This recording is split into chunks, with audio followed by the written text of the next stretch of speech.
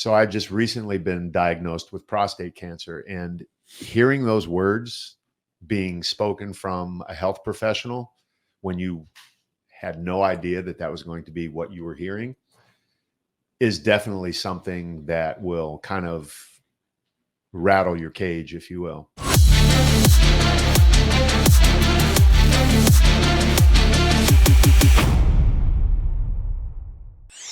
I've learned a lot over the 4 decades of health and fitness and being in the trenches with the greatest in the world. And one of those things I've learned a lot more about and how to build better muscle is nutrition and how it has changed over the decades. And that's why I have the Titan meal plan for you guys out there that are confused about nutrition.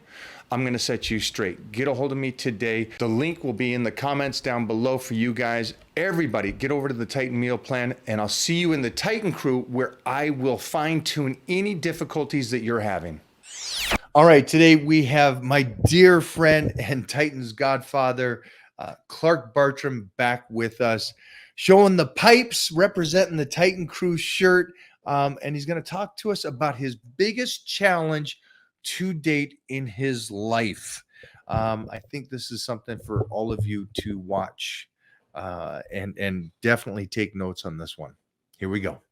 What we're going to get into is pretty heavy, but it's the time that we look back and when I see like me competing in teenage powerlifting meets or football or bodybuilding shows as a young teenager just out of puberty, and so it's mind-blowing. So does that trigger anything for you when you see the power team in those old VHS, black and white screens and the static? Absolutely. How long you been in the trenches? How long you been blessed to be on this earth? Totally triggers a lot of that. The main thing is how quickly time flies. Like, that fast. It seems like yesterday I was at a power team meeting, just clapping and all excited watching them, needing a change in my life at a very critical moment in my life, and seeing them hoping that that was it, right? Because that's what I connected with. That was what I knew. I knew power, I knew strength, I knew weightlifting, I knew size, I knew bravado, and I knew all of that. And that's what got my attention. I'm like, okay, I'm going to go listen to these dudes. And when I saw them doing what they were doing, that's what opened my heart enough for me to allow something other than my own ego in, to make a change. But that seems like yesterday, and it was freaking, this is in the So I 80s. heard a philosophy on the mind when it comes to music.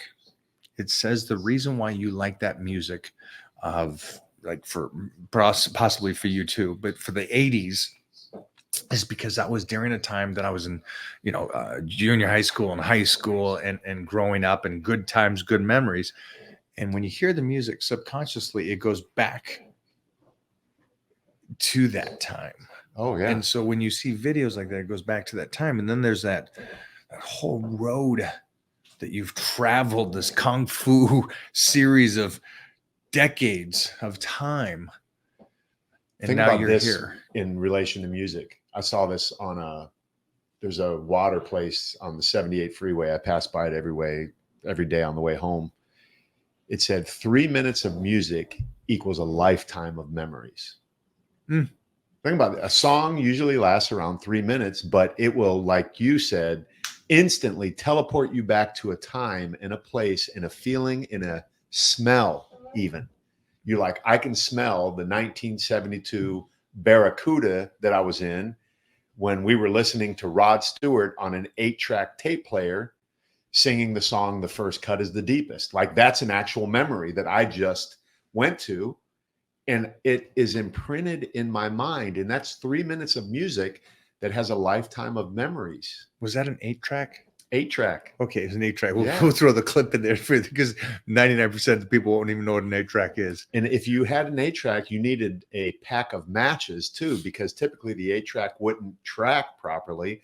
So you had to wedge matches underneath it to get it to play properly. I never got that advanced. Oh no, man, that was part of the protocol. So those are two things that don't really even exist anymore, is an 8-track tape player and a book of matches. Some people but wouldn't the even know what that memories is. do.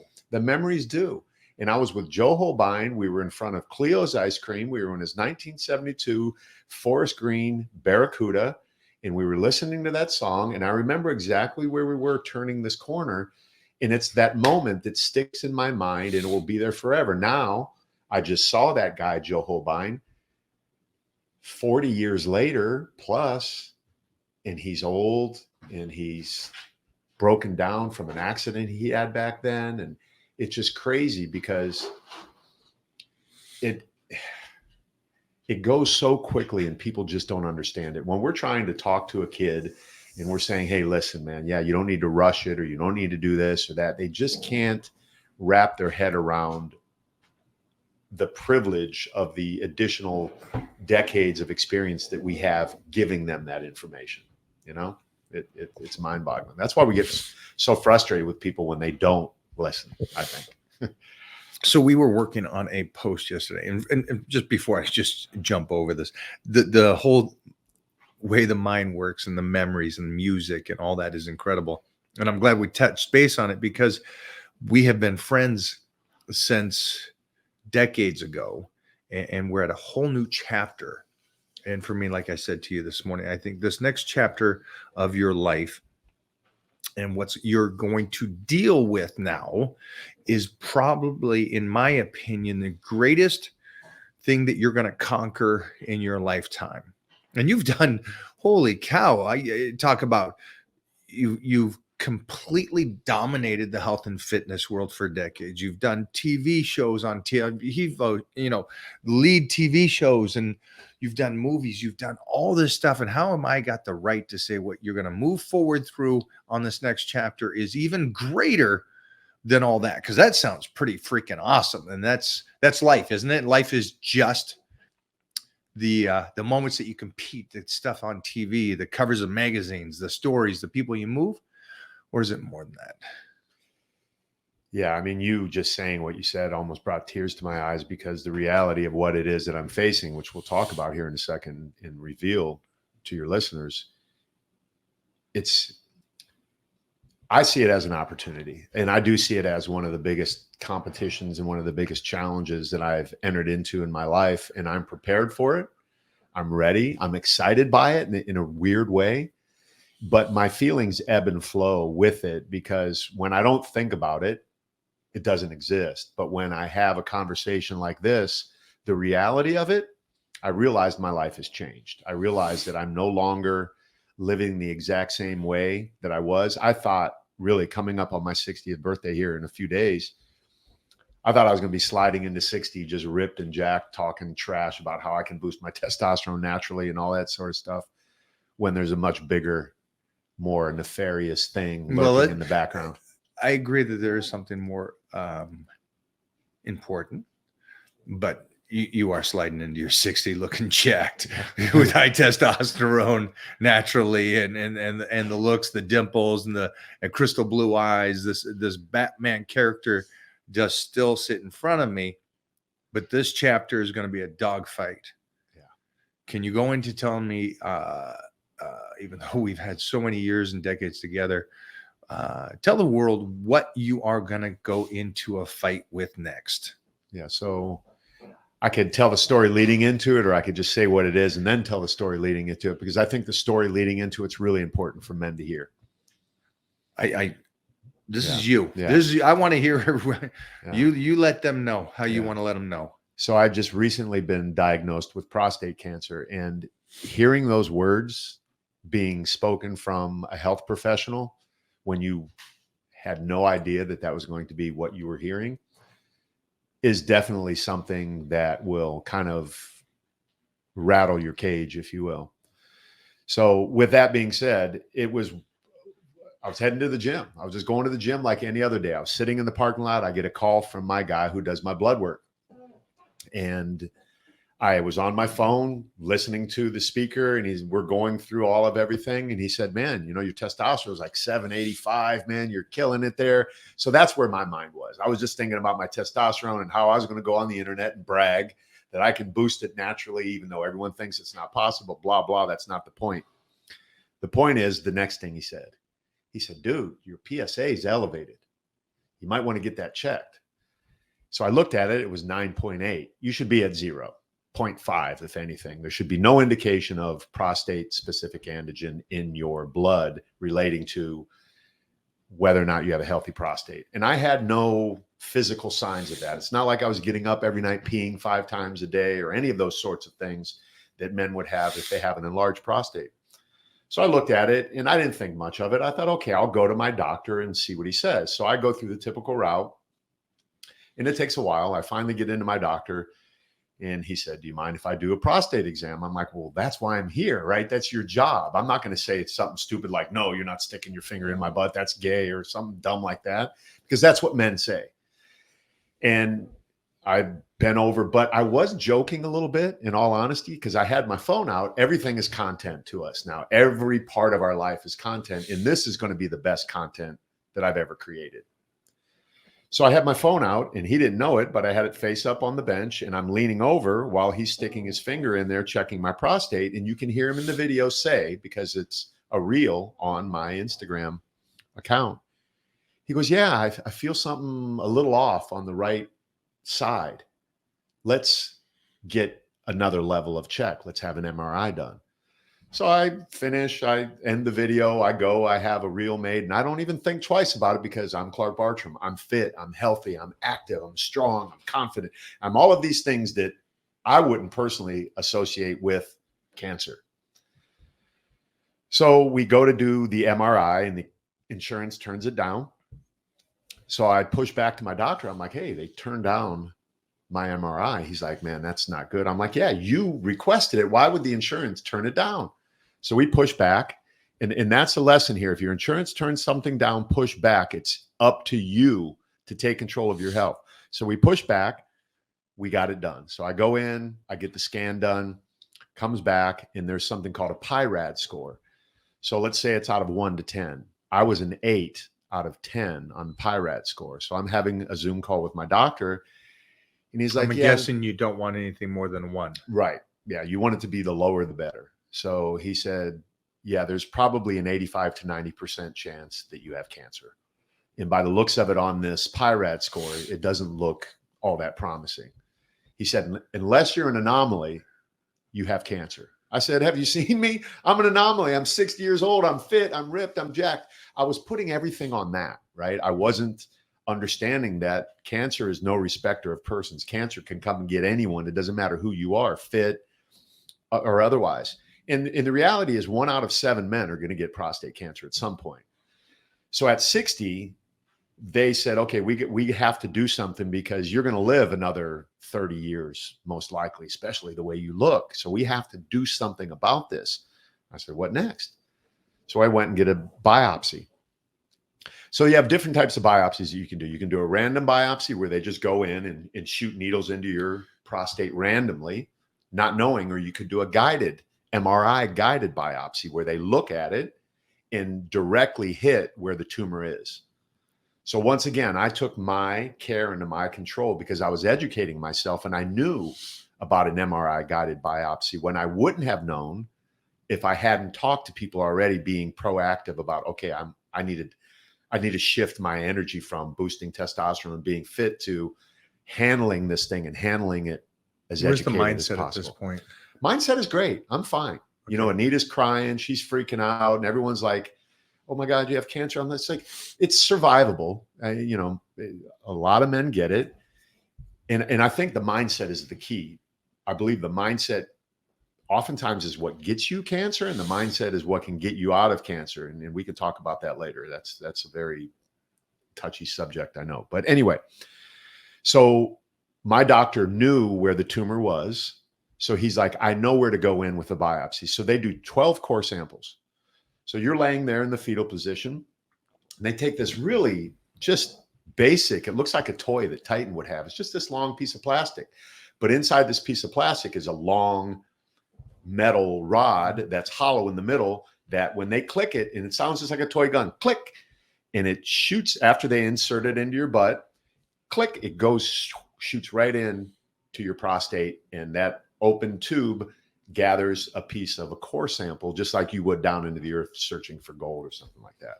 So they do that 12 times. 7 of them didn't hurt, but 4 hurt pretty good, to the point where I told the doctor, I said, I'm about to piss all over the floor. He's like, no, you're not. I said, you don't know the feeling that I'm having right now. Everything in me wants to pee all over your floor. And this is just an outpatient thing in his office. So you're curled up there still. He's like, just 3 more. You can do this. Ta, ta, ta. So we're done. And they need to give you antibiotics. So you take an oral and a shot, because the possibility of infection is very high with biopsy.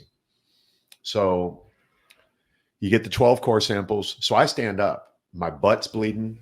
So I'm holding tissue on my butt, and Anita's looking at me. She says, you're bleeding all over the floor. So I look, I pull the robe away, and I'm just bleeding out of my, can I say wiener on here, Peter? I don't know what you're, okay. I'm bleeding out of my wiener. Just pouring out. I was like, oh my gosh, man, this is not cool. So I go home. He said, I had a concert that night. He's like, dude, just stay home. Don't move. Don't do anything. Did they say that was normal when that was done? I don't know how normal it is, but it's happened. You busting 12 Okay. 12 holes into your prostate, which is right there. So everything's all collected right there. So I would say it's probably normal for most guys. Nothing to be alarmed about. The biggest concern obviously was any sort of sepsis or sort of infection that I may have gotten, because there's an average number of guys that get that as well. So I was very smart, rested and relaxed. But then I peed and just blood everywhere. And when you have an orgasm, like your first 12 orgasms are blood, just blood coming out. And then it gets lighter and lighter. It looks like rust after a while. And I know this is all pretty graphic, but it's real life, right? This is what I'm going through in my life. So we get the core samples back, and out of 12 core samples, 7 show cancer. And now there's something called a Gleason score. There was a pathologist back, and I don't know when it was, but he came up with a rating system on how to judge how to treat the cancer. So the rating scale goes from 1 to 10, 10 being the worst.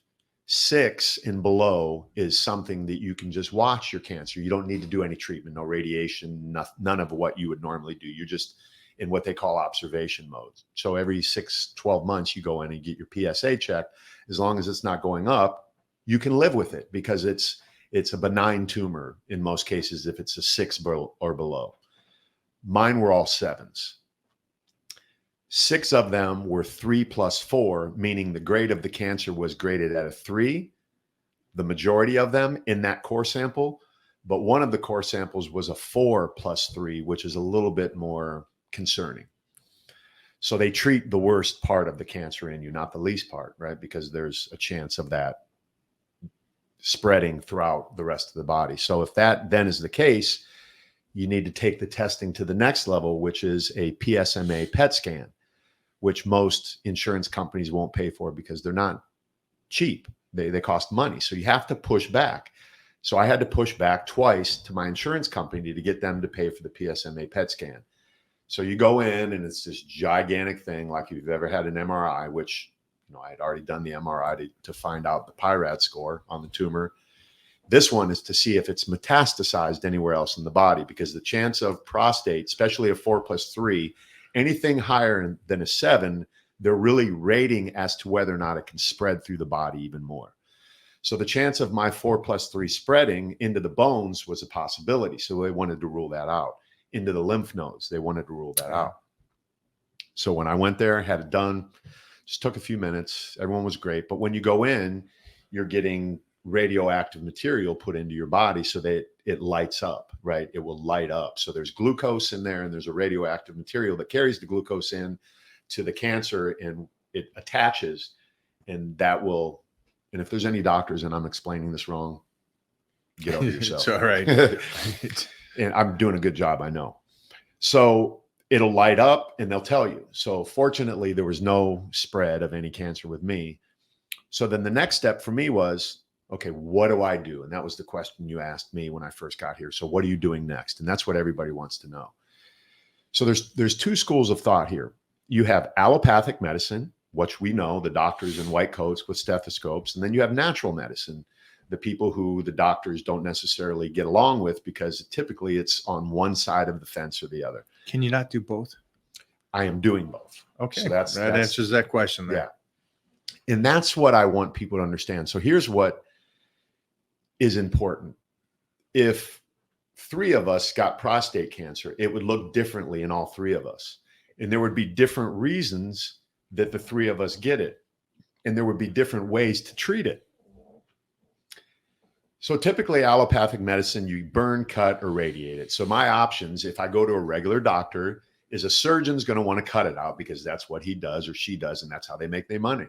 A radiologist, an oncologist is, a radio oncologist is going to want to put radiation to it because that's what they do, that's what they believe in, and that's how they make their money, so on and so forth. So you have proton therapy, you have the radiation, you have hormone deprivation therapy, you have all of these different protocols. But because of the score of mine, so my cancer is a stage 2B or something like that. There's all of these different things that they add together to give you stage. So it's intermediate to aggressive. So they want to do more than one type of treatment to it, just to make sure that once it's gone, it's gone. So the radiologist wants to radiate it and treat me with hormones, stripping my testosterone down to 0. Right. Think of the irony of that. And me, Clark Bartram, the guy that's made his whole career on boosting testosterone naturally. Now the remedy for me is stripping my testosterone completely. My whole thing in this, and I want to go back to looking under the hood and doing a diagnostic, because that's the first thing people need to do. It's quality of life for me. I want quality of life. I'm not going to immediately go to some form of treatment because it's worked for 1,000 other men before me. That's not, they didn't treat a Clark Bartram. You know what I mean? So what I'm doing is a full-blown diagnostic. I'm looking under the hood.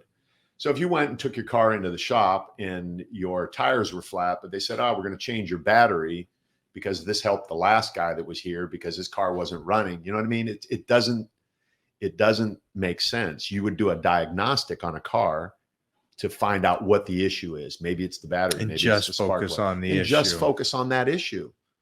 So if I have a heavy metal in my body, if I have some sort of toxin or a parasite, for example, that if we eliminate that and that moves my PSA back down, then why would I go do something more extreme that could cause less quality of life for me? If the number one indicator in determining whether or not this is advancing is PSA and maybe another MRI to see if it's growing, like PSA is typically what they're going to look at. So if me doing a diagnostic, and that's the route that I'm taking holistically first. I've already spoken to a radiologist. Okay, I like this guy. If I do radiology, he's the guy I'm going with. I've already spoken to a surgeon, ruled that out. I don't want to be cut open. I don't want to lose erections. I don't want to be peeing in a diaper for the rest of my life.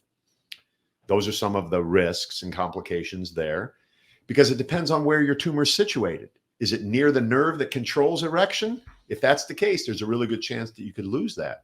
Is it near the nerve that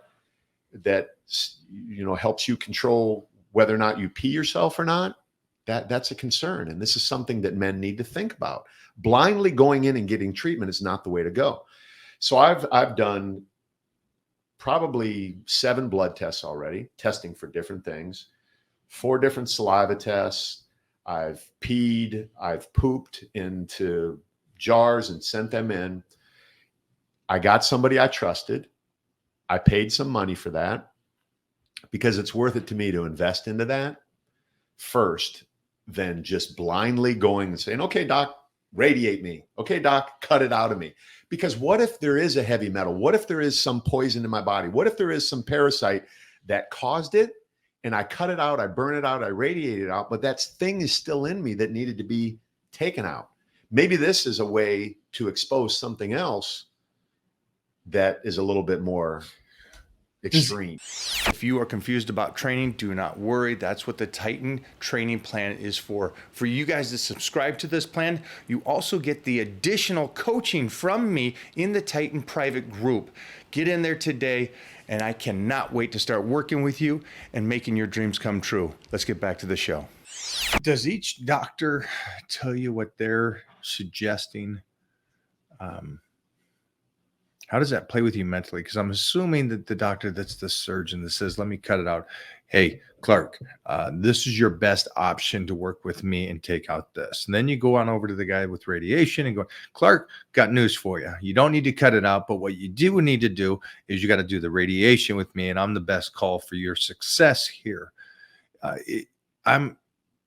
Yeah. Am I off? No, you're 100% on. And here's what people need to realize. When you're sitting with that doctor, whatever their modality or protocol is. So the last guy I was with, I loved him. And he was old school. He had a whiteboard and he's explaining to me, he's breaking it down and he's showing me all these graphs and everything. The only thing I could think of while I was in there is I'm in a sales pitch right now. I'm in a sales pitch with a really good salesman who really believes in his product. And if I'm going to buy something from someone, I'm going to buy it from someone who really believes in his product and is really good at presenting it to me to make me feel really good about the fact that he's looking at me, not the other 999 guys that he's treated. Because when I went in, so that's what this is right now. It is, they've been in the trenches so long for their one aspect of taking care of this, that it's a great success rate. But you, for some reason, seem to be level-headed with this news, which is, I think, a compliment to you as an individual, because I think most people would have been broken physically and emotionally already, and just like, holy sheesh, life's over. Let me get this thing. I don't care about anything. Just get it out of me. Yeah. And don't let see your eggs here. This is important. And I want people to write this down. Don't let your anxiety dictate your treatment. Okay. So that's easy to say, but you're actually living it. Yeah, I'm living it. Like if I was just hypothetically saying this, it wouldn't mean anything, but I'm currently living it. I had anxiety. Man, when I was told we found cancer, I remember sitting there waiting to do the Zoom call with my doctor, knowing that he was going to tell me. But just hearing those words, like literally, it's crazy. But then the anxiety sets in. Then the anxiousness sets in. And then you're going to have 1 million people reaching out, telling you, hey, man, take this. I knew someone that cured stage 4 cancer with this. While I appreciate everybody's anecdotal response, I need to do what's best for me. I'm going to take all of that into account. But the thing that made the most sense to me, and I want to make this very clear, is doing a diagnostic of Clark Bartram, the individual, and finding out what happened metabolically, genetically, a combination of the both, emotionally. Something caused one of the pathways in my body to not go in the way it should have gone, and it took a little turn and ended up as prostate cancer. So if I understand what happened to me as an individual, then I can treat myself as an individual. Then I can go to my doctor. If I choose to go to my radiologist, and this is what happened with my radiologist, and this is what made me like him more, because he treated me like an individual. He didn't treat me like the 999 other guys that he has already treated very successfully. He said, you know what? I talked to your urologist already, and he told me how you felt about androgen deprivation therapy. So I'm not even going to really push you on that, because I know that that's not something you're even interested in considering.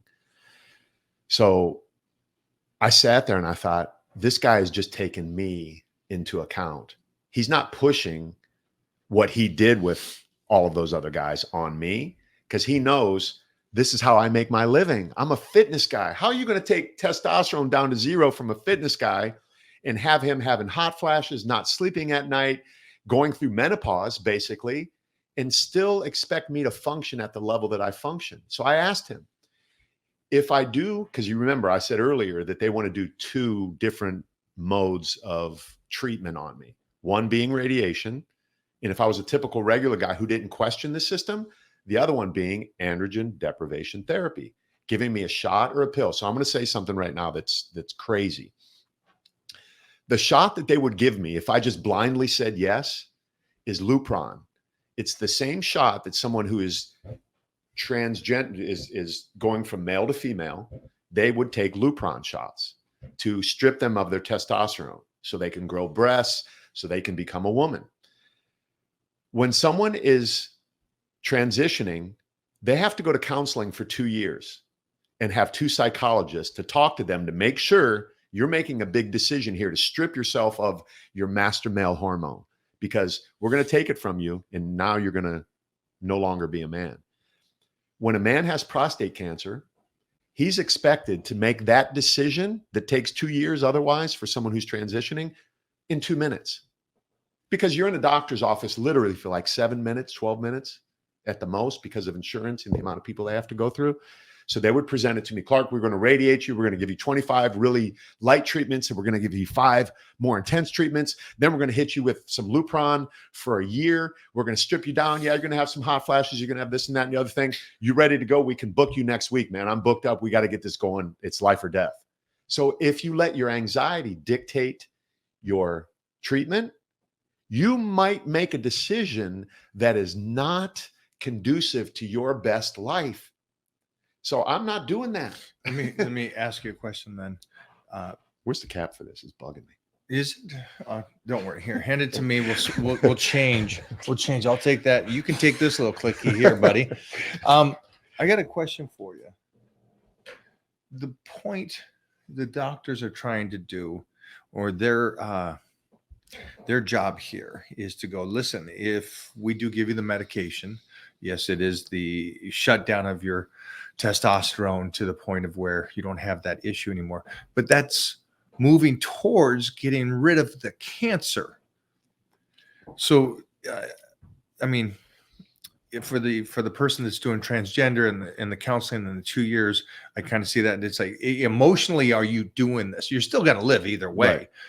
But when it comes to the decision of making this cancer, it's not that you're going to live if you don't take care of this. And that's why maybe the shorter time on, hey, get on this. Let's lose the testosterone. Let's basically castrate you in a sense, but at least you get to live.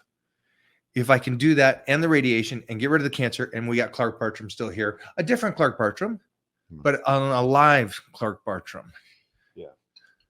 So I factored that in. And when the radiologist was showing me the chances for cure with his protocol, the radiation, so it would be 25 treatments of SBRT and then another type of higher intensity radiation. So he showed me this graph. He said, we have an 85% cure rate with that. I said, okay, when you add in the hormone deprivation therapy, how much does that increase the chances of success for cure? He said it increases by 20%. So I factored in my quality of life for a year in a 20% increase. I'm willing to take the 20% out of the equation and have quality of life for a year and still be me as I know it. I can handle 25, 30 radiation treatments. It's a minute or two in a place. You don't get zapped. Your hair doesn't fall out. It's not like it's chemo or anything like that. You're just going in and they're doing a very focused, like 300 beams of radiation, boom, right into your cancerous area. And they're eliminating it with that. I'm willing to reduce that 20% because it's not worth it to me as an individual to go through a year of what unfortunately women go through with menopause and hot flashes and not sleeping at night and weight gain and all of these things that I just personally don't want to deal with. I honestly, I don't. And I'm not sitting here saying I would rather die first. I've said that joking around, but I wouldn't rather die first. The reality of prostate cancer and the advancement that is being made in medicine, both allopathically and natural medicine, it like every 5 years, there's something new. So if I just did radiation only and I bought myself 5 years, and in 5 years from now, they go, whoa, we were wrong with all that androgen deprivation therapy. The guy that invented it in 1941, and we're still doing it today. We're just not cutting your balls off with scissors. We're cutting them off with a shot. Like you said, you're still medically being castrated. To me, to not have an advancement since 1941 blows my mind. So I'll put it off 5 years, because I could come back in 5 years. And if it did come back, I could do more radiation, or I could cut it out then, or I could do the ADT then in 5 years from now.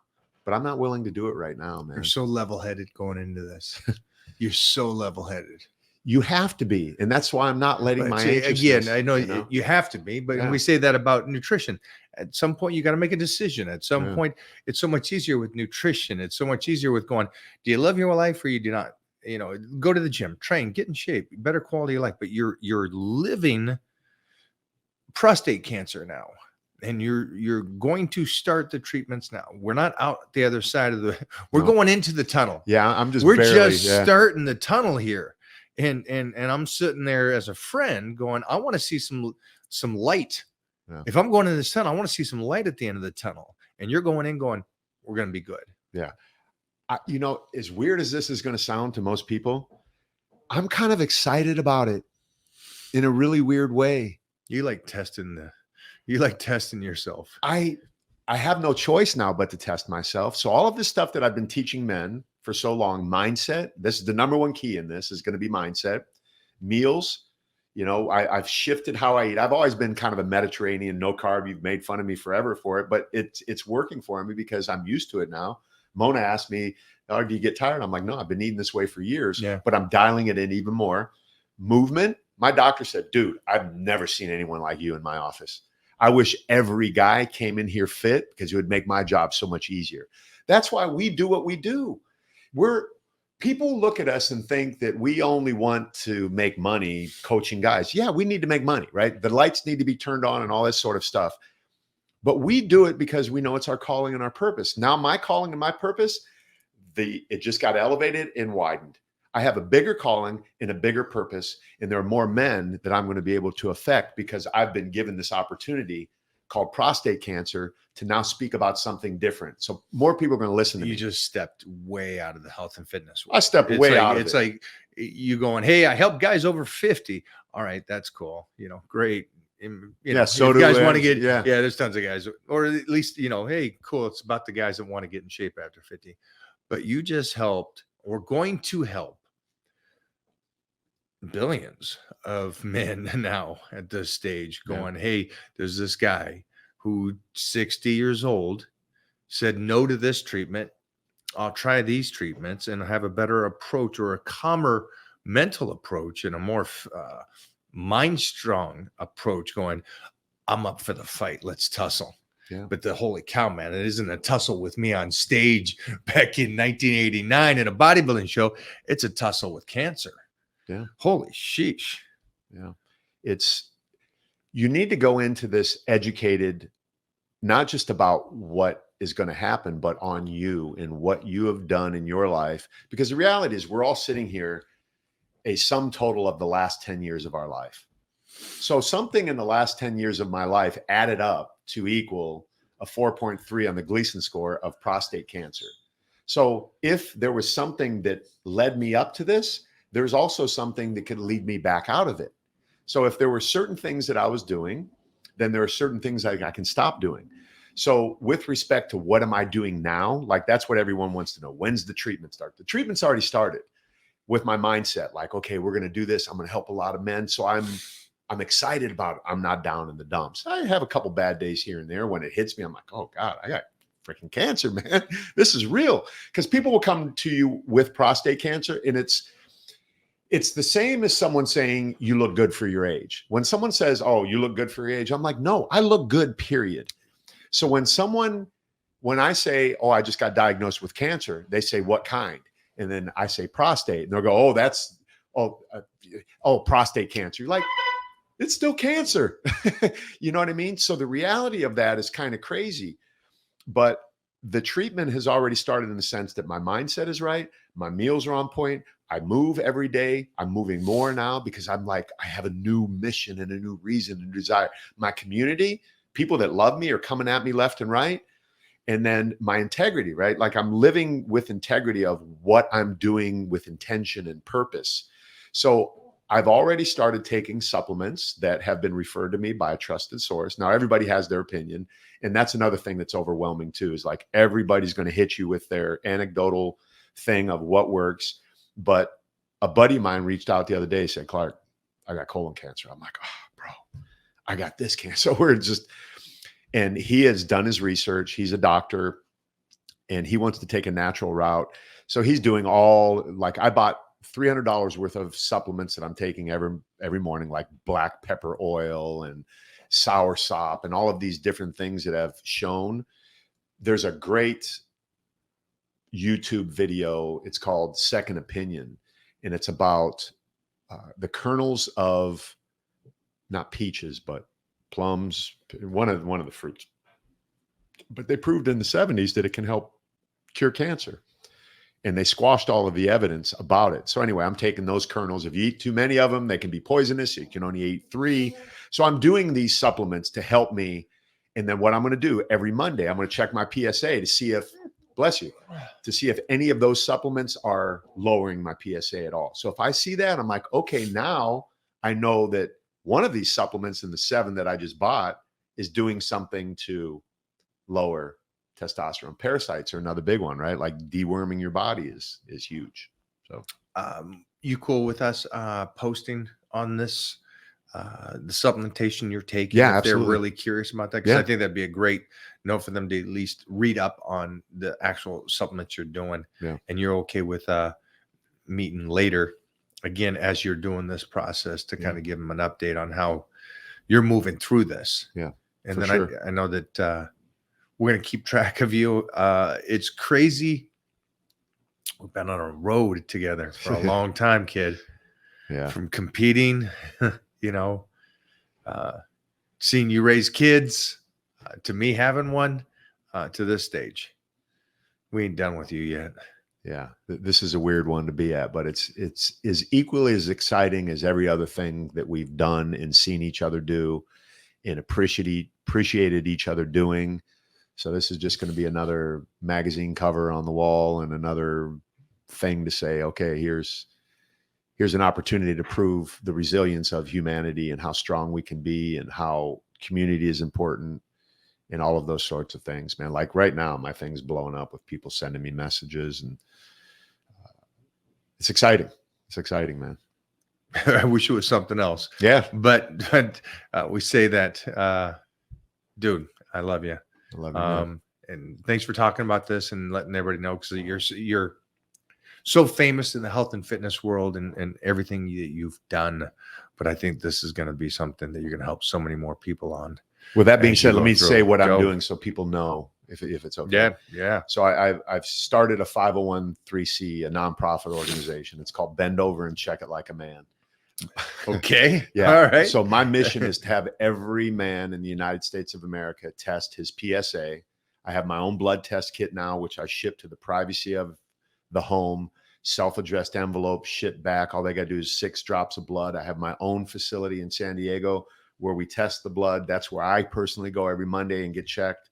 I've created a relationship, just randomly met this guy in the gym of all places, right at the right time, ironically enough.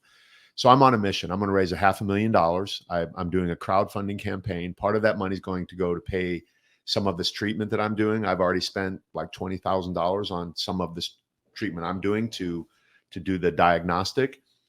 And then I've videotaped every single thing that I've done, from every single doctor's appointment all the way to me sitting on the toilet going, okay, here I am doing a stool sample right now because this is the level that I want to go to. So my goal, my mission, my purpose is for every man to get checked, bend over and check it like a man. And don't make the excuse of, I don't have time, I don't have the money, my insurance won't cover it, my doctor didn't do it. Like, there are ways to find out. And it's not just restricted to prostate cancer. We need to get our colons checked. We need to get our skin checked. We need to get everything done to eliminate these things, because it's better to be proactive than reactive. So I am literally on a mission right now.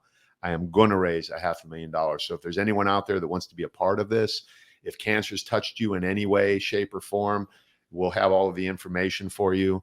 But it's on and popping. So this is my new competition phase right now in my life. All right, we'll definitely put down a link to get a hold of you and bend over and take it like a man.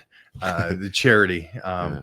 Check it like a man. Check it like a man. Yeah. Okay, well, it's Ben who's asking.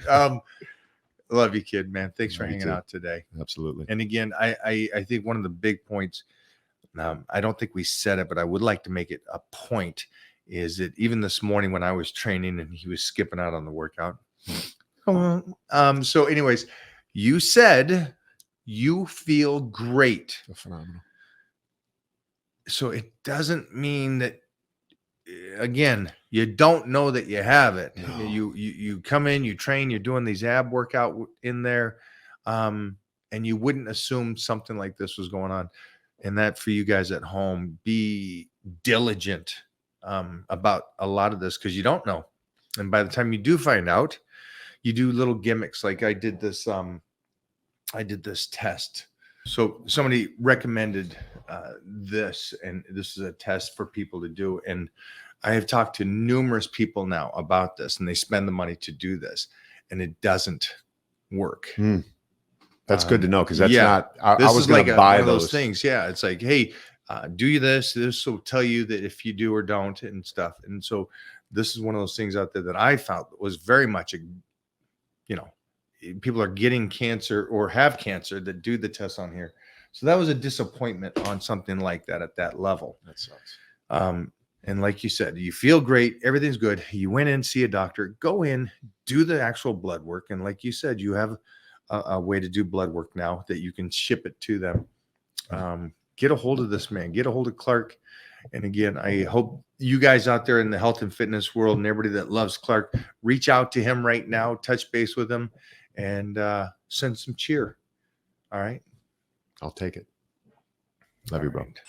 All right. That was my boy, Clark Bartram. Again, I love having him here on the show, but truly, man, we live an amazing life. It's one life.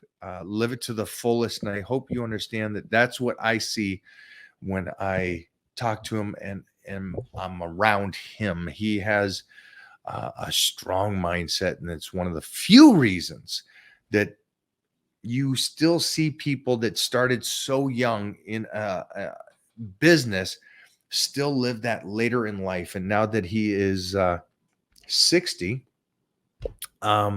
still looks incredible, not for his age, but for a 25-year-old. Yeah, it's an amazing thing to have a person in your circle that is that mind strong and willing for the fights. And mostly when it comes to life, man, you got to keep fighting. So that's it. Thanks for hanging out today, guys. For everybody out there dealing with anything, check the links below. Reach out to Clark. Have a great day.